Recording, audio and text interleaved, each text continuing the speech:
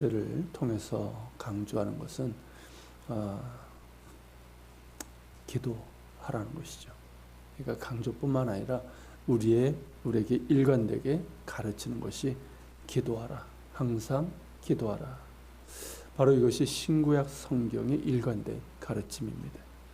오늘 시편에서도 마찬가지인데 이 시는 이제 다윗의 시고요.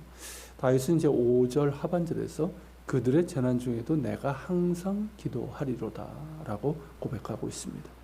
다윗은 예배의 사람, 찬양의 사람이면서 또한 기도의 사람이었습니다. 늘 힘써 기도했고 항상 기도할 것을 바라고 있는 것이죠.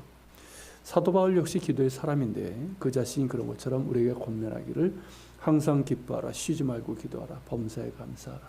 이는 그리스도 예수 안에서 너희를 향하신 하나님의 뜻이니라. 이렇게 말하면서 항상 기도할 것을 우리에게 권하고 있습니다. 기도해야 하지요. 다윗처럼 항상 기도하고 바울의 권면처럼 쉬지 말고 기도해야 합니다. 이것이 우리를 향하신 하나님의 뜻입니다. 기도가 하나님의 뜻인 것은 타종교에도 기도가 있잖아요. 근데 우리의 기도는, 하나님께서 원하시는 기도는 뭐냐면 타종교에서처럼 그저 나의 소원, 나의 욕심만을 구하고 그래서 마치 하나님을 달래고 설득하고 조정하기 위한 그런 수단이 아니라 하나님과 우리가 만나는 접촉점이기 때문에 그렇습니다. 우리는 기도를 통해 영이신 하나님께 나아갈 수 있습니다. 다윗도 그것을 말하고 있죠. 8절에서 내 눈이 주를 향하며 내가 주께 피하오니 라고 고백하고 있는데 기도는 내 눈이 주님을 향하는 것입니다. 나의 눈과 온 마음이 하나님을 향하는 것이죠. 하나님을 경외하며 하나님의 긍휼과 자비를 구하며 나아가는 것입니다. 하나님께 피하는 것이고 하나님께 의지하는 것입니다.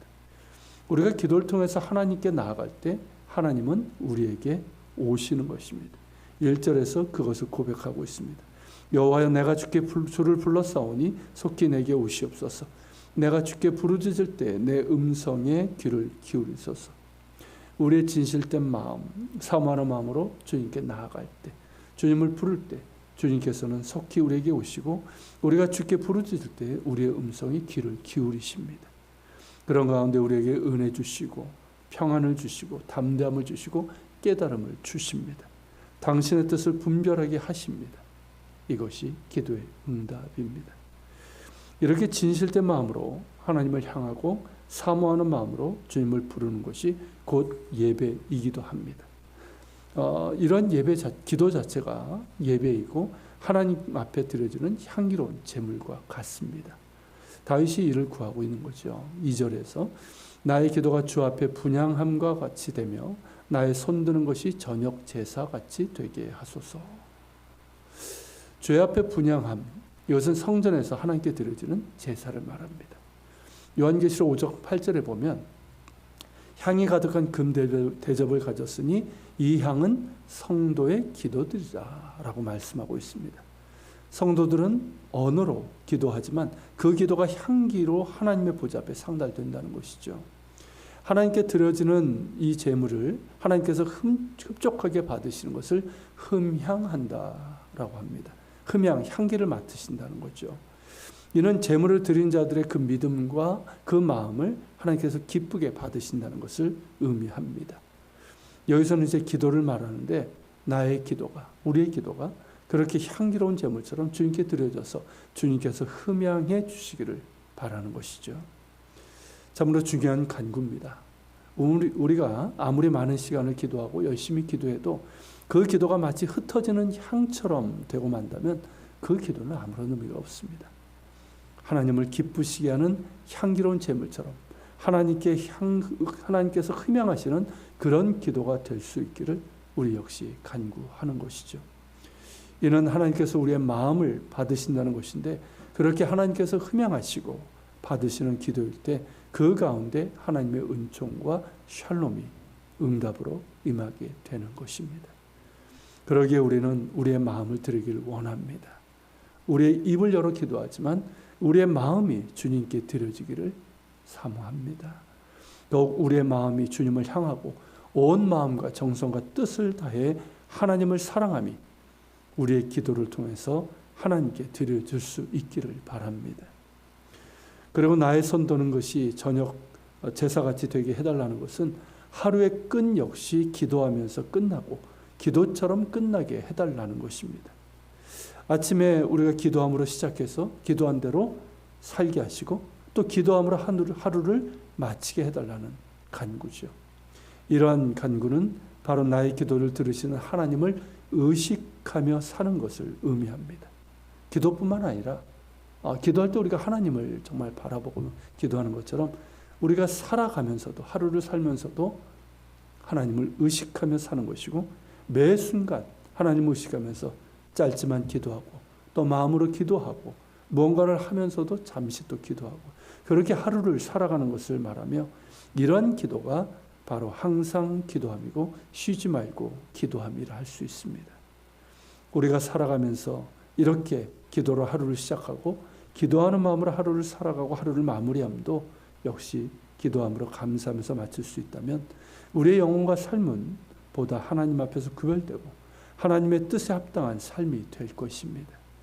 그러기에 성경은 우리가 기도와 말씀으로 거룩하여진다라고 하시는 것이죠. 기도가 우리의 시작이요 삶이요 마무리가 될 수 있길 바랍니다. 다윗은 3절에서 이렇게 간구합니다. 여호와여 내 입에 파수꾼을 세우시고 내 입술의 문을 지키소서. 내 입에 파수꾼을 세우시고 이 말은 두 가지 의미를 가지고 있다고 볼 수 있습니다. 우선 기도하는 자는 파수꾼입니다. 파수꾼은 다들 잠이 잘 때 성을 지키는 자죠. 깨어있는 가운데 성을 살피고 적의 움직임들을 파악해서 미리 알리는 일을 합니다. 기도하는 자는 파수꾼입니다. 자신의 심령을 지키고 가정을 지키고 교회를 지키고 나아가 이 사회와 나라 민족을 지키는 파수꾼입니다. 기도하는 자야말로 이 시대와 이 세대의 진정한 파수꾼이라 할 수 있습니다. 파수꾼이 없거나 혹은 파수꾼이 작거나 자기의 소임에 충실하지 않고 있다면 그 성읍은 망하거나 다 죽고 맙니다. 작전에 실패한 군인은 용서받아도 경계에 실패한 군인은 용서받지 못한다는 말이 있을 정도로 파수꾼의 사명은 막중합니다. 그럼에도 깨어 기도하지 않고 나태하여 깊은 잠에 떨어진 그 모습이 어쩌면 이 시대 한국교회의 실상인지도 모르겠습니다. 물론 지금도 이제 깨어 기도하는 분들이 많지만 예전만큼은 아닌 것 같습니다. 지금은 깨어 기도해야 할 때입니다. 한국교회 현실도 그렇고 이 나라의 지금 위중한 현실도 그러하지 않습니까? 우리 자신을 위해서도 깨어 기도할 때입니다. 깨어서 기도하는 파수꾼이 필요한 때인 것이죠. 두 번째 의미로 문자 그대로 내 입에 파수꾼을 세우시고 내 입술의 문을 지켜달라는 간구입니다.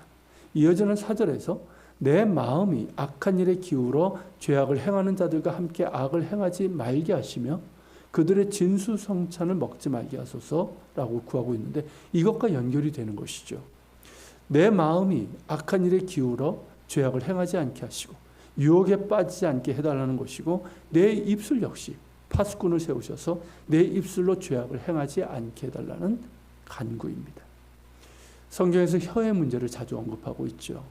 그만큼 우리의 혀로 짓는 죄가 많기 때문이고 그 파괴력이 크기 때문입니다. 베드로전서 3장 10절서부터 11절에서는 그러므로 생명을 사랑하고 좋은 날 보기를 원하는 자는 혀를 금하여 악한 말을 그치며 그 입술로 거짓을 말하지 말고 악에서 떠나 선을 행하며 화평을 구하며 그것을 따르라 라고 말씀하고 있습니다. 야고보서 3장 10절에서도 한 입에서 찬송과 저주가 나오는도다. 형제들아 이것이 마땅하지 아니하니라 라고 말씀하고 있습니다. 기도하는 사람은 하나님께는 입을 활짝 열지만 사람에 대해서는 입을 다무는 사람입니다. 잠잠히 입을 다물고 하나님께서 기뻐하실 말을 하기를 애쓰는 사람입니다. 사람에게 거짓의 말, 비난과 저주의 말이 아니라 진실의 말, 격려와 축복의 말을 하는 사람입니다. 내 입에서 거친 말, 분노의 말, 비난과 저주의 말, 거짓의 말이 나오려고 할 때 우리가 구해야 할 것은 내 입에 파수꾼을 세워달라는 바로 이 간구일 것입니다. 기도할 때마다 진실함으로 하나님께 나아가는 자는 그 내면에 주의 은총과 평안으로 채워지기에 결국 그 입술의 말도 그 안에 있는 것이 나가게 되어 있습니다. 내면을 채워 나갈 수 있길 바랍니다. 하나님의 말씀으로 채우고 기도 중에 주시는 주의 은총과 샬롬으로 채워 나갑시다. 그것이 나의 입술의 파수꾼이 되어 하나님께서 기뻐하시는 말, 사람을 세워주고 축복하며 살리는 말, 공동체를 세워나가는 그런 말이 되게 하실 것입니다. 같이 기도하겠습니다.